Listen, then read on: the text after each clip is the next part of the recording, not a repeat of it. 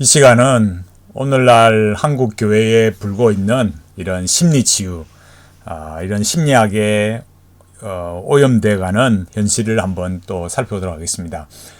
지금 이 기사 자료는 크리스천 투데이 2024년 2월 22일자인데 세상 사람들이야 이런 MBTI를 가지고 성격 검사하는 것이 뭔 일이겠습니까마는 우리가 이거를 성경 안으로 가져오고 기독교 안으로 가져온다.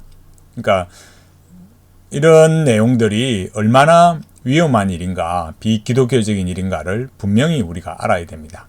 여기 보면 ENTJ 요셉, INFP 모세, ENFP 다윗, MBTI 성격엔 우연도 없다. 이렇게 말했습니다.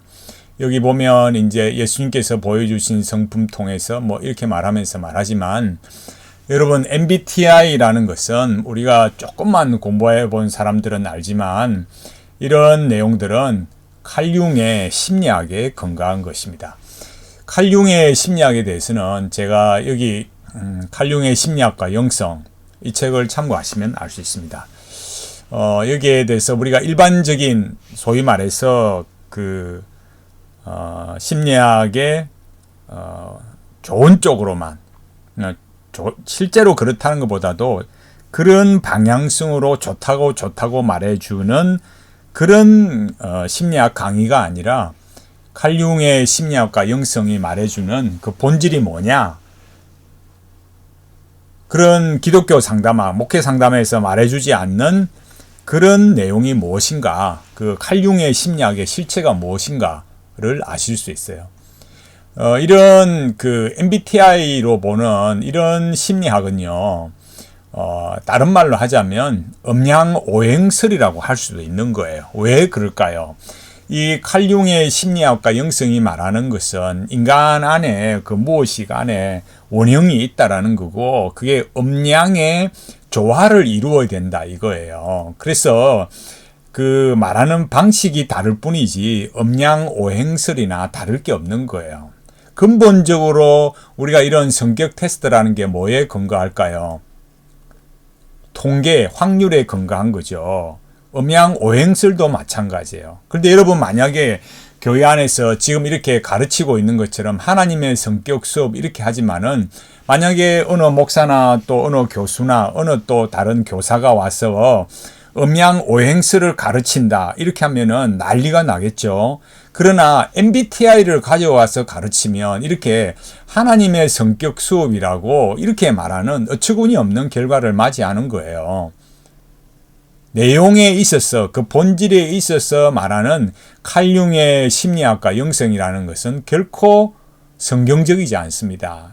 제가 늘 말씀드리듯이 신성한 내면 아이, 여기 제가 책을 보여드려 볼까요? 신성한 내면 아이, 내적 치유와 내면 아이에서 그걸 말해주고, 내적 치유와 구상화에서 그 구상화, 이런 지금 말하고 있는 이런 칼융의 심리학과 영성에서 말하는 게 무엇인가를 우리가 그 실체를 분명하게 알아야 되는 거죠. 그래서 오늘날 말하고 있는 이 내적 치유라는 것이 얼마나 허구냐, 이런 것들을 분명하게 아셔야 됩니다. 이렇게 MBTI를 통해서 이렇게 자기 성격을 파악하고 알게 되면 놀라운 거는 대부분이 또 MBTI에서 멈추지 않습니다. 그럼 뭘로 할까요?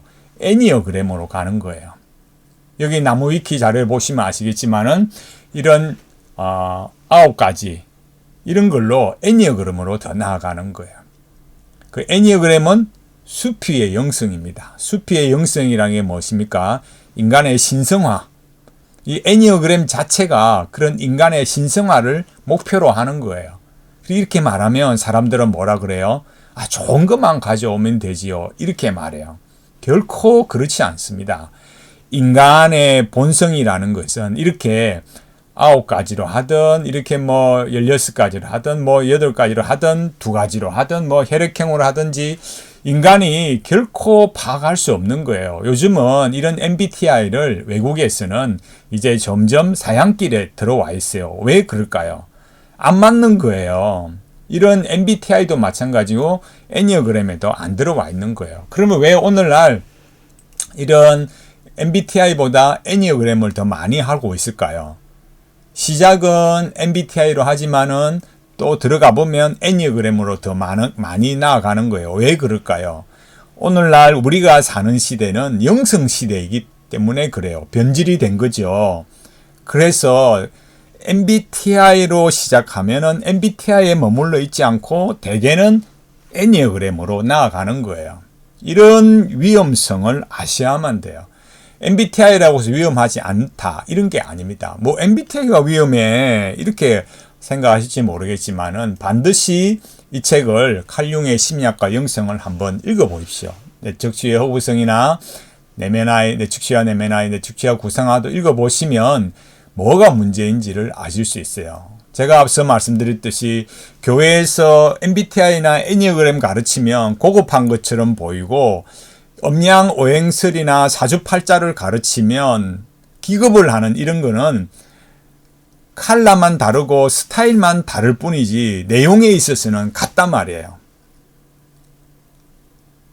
이게 그들의 하나의 그런 스타일과 패턴인데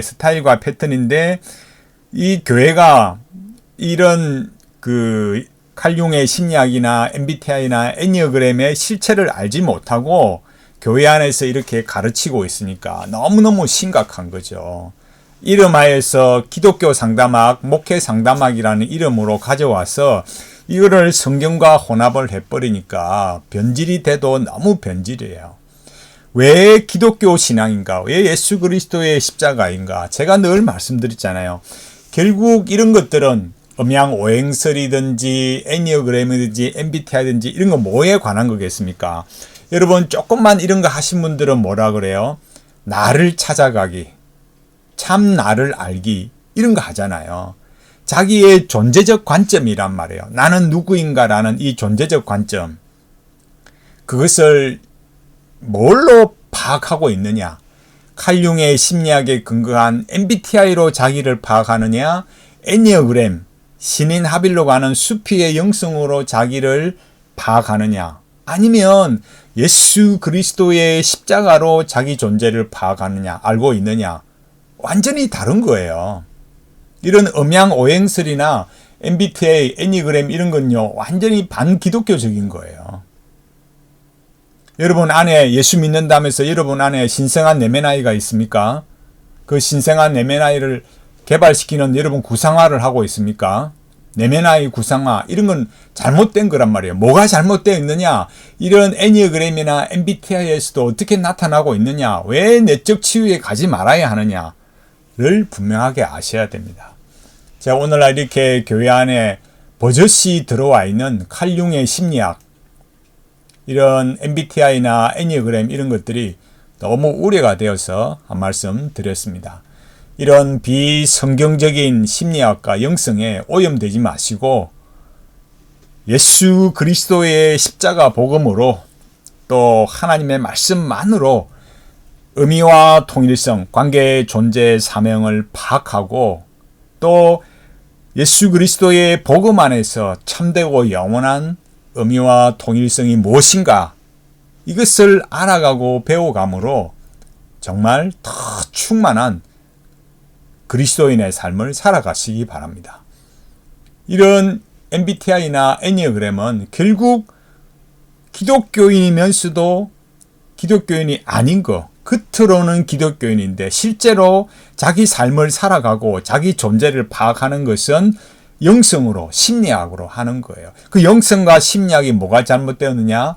그 실체를 이렇게 책들을 통해서 파악하시기 바랍니다. 제가 이렇게 책 소개를 말씀드리는 이유는 좀 전에도 제가 말씀드렸듯이 일반 책들은 좋다고 말하니까요. 뭐가 문제이고 뭐가 반기독교적인지 그런 걸 말해주지 않는 거예요.